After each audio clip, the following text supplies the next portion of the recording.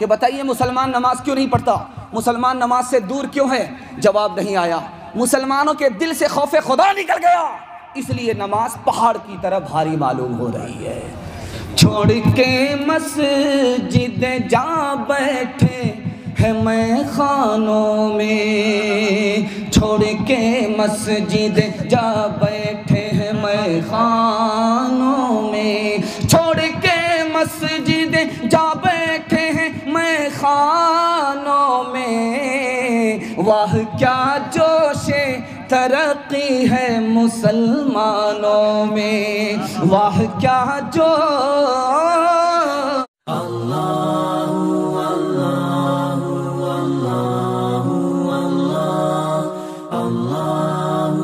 میں بڑے ادب کے ساتھ بڑے بھائی عالی جناب مفتی سعد النجیب صاحب دامت برکاتہم العالیہ سے گزارش کر رہا ہوں کہ حضرت تشریف لائے اور اپنی قیمتی باتوں سے ہم سامعین کو نوازے۔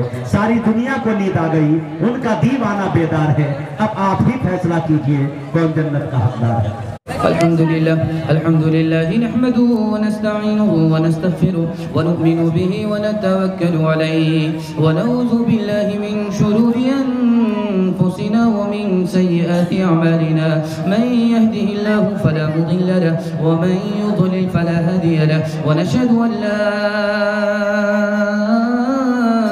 إله إلا الله وحده لا شريك له، ونشهد أن سيدنا ونبينا وحبيبنا وشفيعنا وسندنا وإمامنا ومولانا محمدا عبده ورسوله صلى الله عليه وعلى آله وصحبه وبارك وسلم تسليما كثيرا كثيرا، أما بعد فأعوذ بالله من الشيطان الرجيم، بسم الله الرحمن الرحيم، لمسجد أسس على التقوى من أول يوم أحق أن تقوم فيه رجال يحبون أن يتطهروا والله يحب المطهرين، صدق الله مولانا العظيم، وقال النبي صلى الله عليه وسلم جعلت لي الأرض مسجدا وطهورا، أو كما قال عليه الصلاة والسلام، سبحان الله وبحمده سبحان الله العظيم وبحمده يستغفر الله، صلى الله على سيدنا محمد صلى الله عليه وسلم، اللهم صل على سيدنا محمد یا رب صل علیہ وسلم۔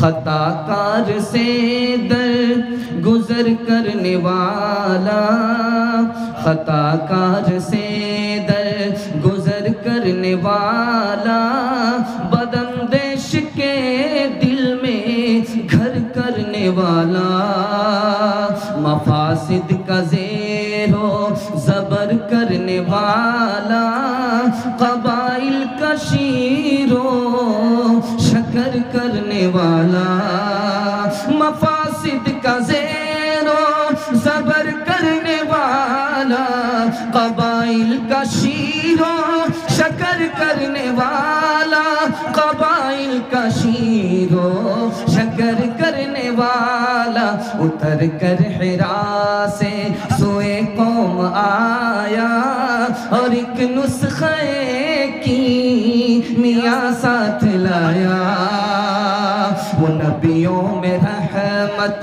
لقب پانے والا، مراد غریبوں کی برلانے والا، مصیبت میں غیروں کے کام آنے والا، مصیبت میں غیروں کے کام آنے والا، وہ اپنے پرائے کا غم کھانے والا، مصیبت میں غیروں کے کام آنے والا، وہ اپنے پرائے کا غم کھانے والا، وہ اپنے پرائے کا غم کھانے والا، فقیروں کا ملجا ضعیفوں کا ماوا، یتیموں کا والی غلاموں کا مولا۔ آپ لوگ سو چکے ہیں، میں بھی چاہتا ہوں جلدی سے آپ کو سلا دوں، تھوڑا سا آپ کا وقت قربان کرنا چاہتا ہوں، اگر آپ نہیں جاگیں گے تو میں جنازہ پڑھ کر کے چلا جاؤں گا، اگر جاگیں گے تو دعا کر کے جاؤں گا، آپ رہیے انشاءاللہ انشاءاللہ۔ بیداری کے ساتھ آپ سننے کے لیے بیٹھے ہیں، تھوڑا سا جلسہ آپ کا بچا کچا ہے وہ ہمارے حصے میں ہے، اگر آپ ساتھ دیں گے تو میں کامیاب ہو جاؤں گا، اور اخیر وقت میں خدا آسمان پر آ چکا ہے، یہ جلسہ اگر قبول ہوا تو ہمارے تمام گناہوں کا کفارہ بن جائے گا۔ میں آپ کے دل و دماغ کو اندر سے ٹٹولنے کے لیے تیاری کر رہا ہوں، دیکھ رہا ہوں آپ لوگ دل و دماغ سے مکمل تیار ہے یا نہیں۔ جلسے والے نے غلطی کی کہ آپ کا پیٹ بھر دیا، اس کے بعد سے آپ سنا شروع کر دیا۔ آپ کا پیٹ خالی رہتا تو آپ فجر تک ساتھ دیتے۔ غلطی ہوئی ہے لیکن آئندہ انشاءاللہ غلطی نہیں ہوگی، آپ کو خالی پیٹ بٹھایا جائے گا انشاءاللہ۔ بڑی تیزی کے ساتھ میں نمونہ کو لے کر کے جا رہا ہوں، بہت دھیان سے آپ لوگ سننے کے لیے جا رہے ہیں، اور میں سوال سے اپنے جلسے کو شروع کرنے کے لیے جا رہا ہوں۔ میرا پہلا سوال ہے، بتائیے وہ کون سی چیز ہے جس میں آدمی دوسرے کی شرکت کو قبول نہیں کرتا، دوسرے کے حصے کو قبول نہیں کرتا؟ وہ کون سی مخلوق ہے، کون سی چیز ہے کہ آدمی اس میں دوسرے کے حصے کو، دوسرے کی شرکت کو قبول نہیں کرتا؟ یہ میرا پہلا سوال۔ دوسرا سوال آپ سے ہے کہ بتائیے وہ کون سی جگہ ہے جس کو آدمی قیمت میں کسی کو دے نہیں سکتا، قیمت لے کر کے دے نہیں سکتا، فری اور مفت بھی نہیں دے سکتا، اور اس کو اگر دیتا ہے تو ایسا ہی ہے جیسے اپنی بیوی دوسرے کا حوالے کرے؟ یہ کون سی جگہ ہے؟ تیسرا اور آخری سوال آپ سے کرنے کے لیے جا رہا ہوں۔ تیسرا اور آخری سوال ہے کہ مسلمان نماز کیوں نہیں پڑھ رہا ہے؟ مسلمان ہے، مسجد آباد ہے لیکن سجدے سے آباد نہیں ہے، مسجد در و دیوار سے آباد ہے، سجدے سے آباد نہیں ہے۔ مسلمان دور ہے، 3 وقت نماز پڑھتا، ہفتے میں، سال میں اور مرنے کے بعد، باقی چھٹی ہے۔ ایسا کیوں ہے؟ تینوں سوال کے جواب کو مکمل کر کے میں پیغام کو شروع کرنے کے لیے جا رہا ہوں۔ ایک بار بیداری کا ثبوت دیتے ہوئے ایک بار اور ہاتھ اٹھائیے انشاءاللہ۔ میرا پہلا سوال تھا کہ بتائیے وہ کون سی مخلوق ہے کہ اس میں آدمی دوسرے کی شرکت کو، دوسرے کے حصے کو قبول نہیں کرتا؟ باپ بیٹے کے نسب میں دوسرے کے حصے کو قبول نہیں کرتا۔ ایک بچے کا باپ ایک ہی ہوتا ہے، 2 نہیں ہو سکتا۔ بیوی ہے کہ اس میں آدمی دوسرے کے حصے کو قبول نہیں کرتا۔ خدا کی خدائی ہے، وہ اس میں دوسرے کے حصے کو قبول نہیں کرتا۔ میرا دوسرا سوال آپ سے تھا کہ آدمی مفت میں وہ چیز نہیں دے سکتا، قیمت لے کر کے بھی نہیں دے سکتا، دینا ایسے ہی جیسے اپنی بیوی دوسرے کو حوالے کرنا۔ اللہ کا گھر مسجد ہے، وہ قیامت تک کے لیے مسجد ہے، کوئی مفت میں بھی نہیں دے سکتا، قیمت لے کر کے بھی نہیں دے سکتا۔ اس کا تبادلہ ایسے ہی ہے جیسے اپنی جورو دوسرے کا حوالے کرنا۔ تیسرا اور آخری سوال آپ سے تھا کہ بتائیے مسلمان نماز کیوں نہیں پڑھتا، مسلمان نماز سے دور کیوں ہے؟ جواب نہیں آیا۔ مسلمانوں کے دل سے خوف خدا نکل گیا، اس لیے نماز پہاڑ کی طرح بھاری معلوم ہو رہی ہے۔ چھوڑ کے مسجدیں جا بیٹھے ہیں میں خانوں میں، چھوڑ کے مسجدیں جا بیٹھے ہیں میں خانوں میں، چھوڑ کے مسجدیں جا بیٹھے ہیں میں خانوں میں، واہ کیا جوش ترقی ہے مسلمانوں میں، واہ کیا جوش،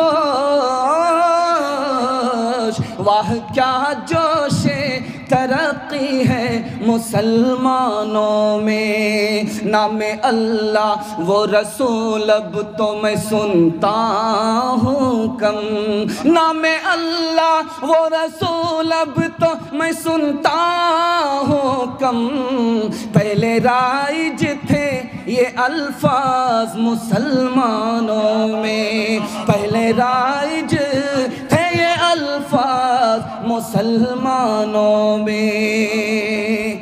آپ کو بیدار کرنے کے لیے، آپ کے موڈ کو ٹٹولنے کے لیے میں پہلا نمونہ اس حوالے سے دینے کے لیے آپ کو جا رہا ہوں۔ ہم زبان کے دشمن نہیں ہیں، چاہے وہ اردو ہو، چاہے ہندی ہو، چاہے سنسکرت ہو، چاہے فارسی ہو، ہم لوگ زبان کے دشمن نہیں ہیں، زبان کو حاصل کرنے والے ہیں، اس سے محبت کرنے والے ہیں۔ یہ نمونہ میں آپ کو اس لیے پیش کرنے کے لیے جا رہا ہوں کہ تاکہ آپ کی بیداری ہو، بیداری کے ماحول میں پیغام کی حفاظت ہو۔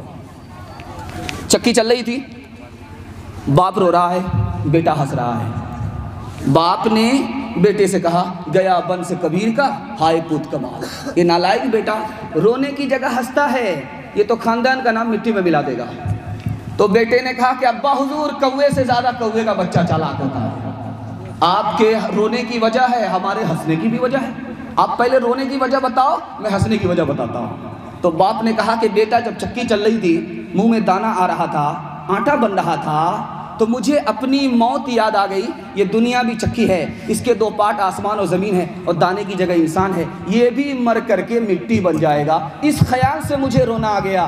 تو بیٹے نے کہا کہ ابا حضور آپ نے چکی کو دیکھا, چکی کے کلے کو نہیں دیکھا. جو دانہ کلے سے سٹ جاتا ہے وہ پیسا نہیں جاتا. جو خدا کی رسی کو پکڑ لیتا ہے وہ یہاں بھی برباد نہیں ہوتا, وہاں بھی برباد نہیں ہوتا. چلتی چکی دیکھ کر دیا کبیرہ روئے, چلتی چکی دیکھ کر دیا کبیرہ روئے. 2 پاٹن کے بیچ میں ثابت بچان کوئی, ثابت بچان کوئی. چلتی چکی دیکھ کر دیا کمال بھبھائے, کیل سہارے جو رہے وہ بال بال بچ جائے, وہ بال بال بچ جائے. امیر خسرو جا رہے تھے, کنویں سے 4 لڑکی پانی بھر رہی تھی. امیر خسرو نے کہا کہ بیٹی پیاس لگی ہے, مجھے پانی پلا دو. تو لڑکیوں نے کہا کہ آپ شاعر آدمی ہیں, فری میں آپ کو ہم پانی نہیں پلا سکتے, پہلے آپ شعر پڑھیے اس کے بعد پانی پلاتی ہیں. امیر خسرو نے کہا فرمائش بتاؤ. تو پہلی لڑکی نے کہا مجھے کھیر کھانا پسند ہے, کھیر پر مصرع کر دیجئے. دوسری لڑکی نے کہا کہ میری ماں چرخہ چلاتی ہے, کپڑا بنتی ہے, چرخہ پر مصرع کر دیجئے. تیسری لڑکی نے کہا میرا باپ ڈھول بجاتا ہے محرم کا اور گھر چلاتا ہے, محرم کے ڈھول پر مصرع کر دیجئے. چوتھی لڑکی نے کہا کہ میرے گھر میں کتا ہے, رات بھر جاگتا ہے, گھر کی حفاظت کرتا ہے, اس پر مصرع کر دیجئے. امیر خسرو نے چاروں لڑکیوں کی فرمائش کو 2 مصرے میں پیش کیا. کھیر پکائی جتن سے چرخہ دیا جلائے, کھیر پکائی جتن سے چرخہ دیا جلائے. آیا کتا کھا گیا بیٹھ کے ڈھول بجا, لا پانی پلا. یہ لطیفہ کا لطیفہ ہے اور نصیحت کا نمونہ بھی نمونہ ہے. دھیان دیجئے گا, امیر خسرو نے کھیر کہا, چرخہ کہا, کتا کہا, ڈھول کہا. مطلب کیا ہوا؟ امیر خسرو کا کہنا یہ ہے کہ جس طرح کھیر پکانے میں محنت کرنی پڑتی ہے اسی طرح خدا کی محبت کے لیے قربانی دینی پڑتی ہے. امیر خسرو کا کہنا ہے کہ جس طرح چرخہ چلتا ہے تو کپڑا بنا جاتا ہے, جب دل کا چرخہ چلتا ہے تب اللہ کی محبت دل میں اترتی ہے. امیر خسرو کا کہنا ہے کہ نفس انسان کا کتا ہے, اس کو نکالنا پڑتا ہے, اس کو تابع کرنا پڑتا ہے, ورنہ یہ نفس انسان کو کتا بنا دیتا ہے. نفس کو قابو میں کرنا ہے, نفس کے تابع نہیں ہونا ہے. امیر خسرو کا کہنا ہے کہ جب آدمی کے اندر اللہ کی محبت نہیں ہوتی تو وہ ڈھول کا پول ہوتا ہے, اوپر سے پھیٹ پھاٹ, نیچے سے مقامہ گھاٹ. کھیر پکائی جتن سے چرخہ دیا جلائے, آیا کتا کھا گیا بیٹھ کے ڈھول.